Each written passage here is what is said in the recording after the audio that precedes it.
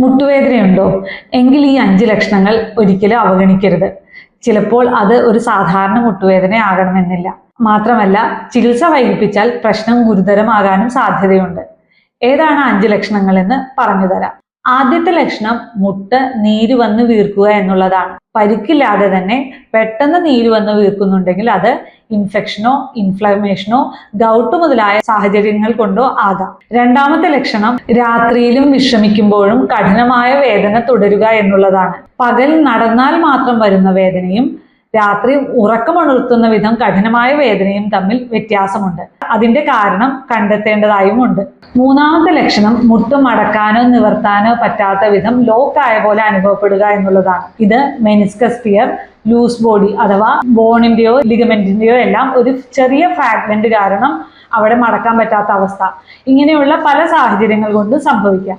നാലാമത്തെ ലക്ഷണം മുട്ടുവേദനയോടൊപ്പം കാലിലേക്ക് വരുന്ന മരവിപ്പോ ബലക്കുറവോ ഒക്കെയാണ്. എല്ലാ കാലുവേദനയും മുട്ടിന്റെ പ്രശ്നം കൊണ്ടാവണമെന്നില്ല.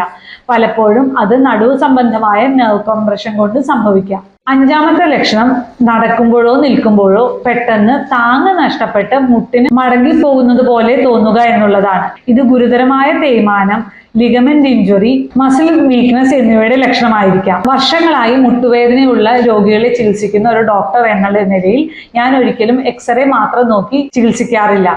അവർക്ക് മുട്ടിൽ വീക്കമുണ്ടോ, കാലിന് ബലം നഷ്ടപ്പെട്ടു പോകുന്നുണ്ടോ, അല്ലെങ്കിൽ നടക്കുമ്പോൾ മുട്ട് വഴുതുന്നുണ്ടോ, മുട്ട് ലോക്കായി പോകുന്നുണ്ടോ, മുട്ടിന് വേദനയ്ക്കൊപ്പം കാലിന് ബലക്കുറവ് വരുന്നുണ്ടോ, രാത്രിയിൽ മുട്ടുവേദന കാരണം ഉറങ്ങാൻ പറ്റായിക വരുന്നുണ്ടോ, ഇതെല്ലാം പരിശോധിച്ച ശേഷം മാത്രമാണ് നമ്മൾ രോഗത്തിന്റെ കാരണത്തെ തീരുമാനിക്കുന്നത്.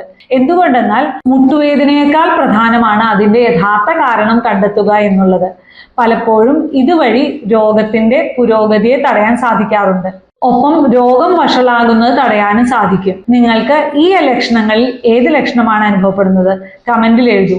ഒപ്പം മുട്ടുവേദന അനുഭവിക്കുന്നവർക്ക് ഈ വീഡിയോ ഷെയർ ചെയ്തു കൊടുക്കൂ. കൂടാതെ മുട്ടുവേദന സംബന്ധമായ കൂടുതൽ അറിവുകൾക്കായി അക്കൗണ്ട് ഫോളോ ചെയ്യൂ.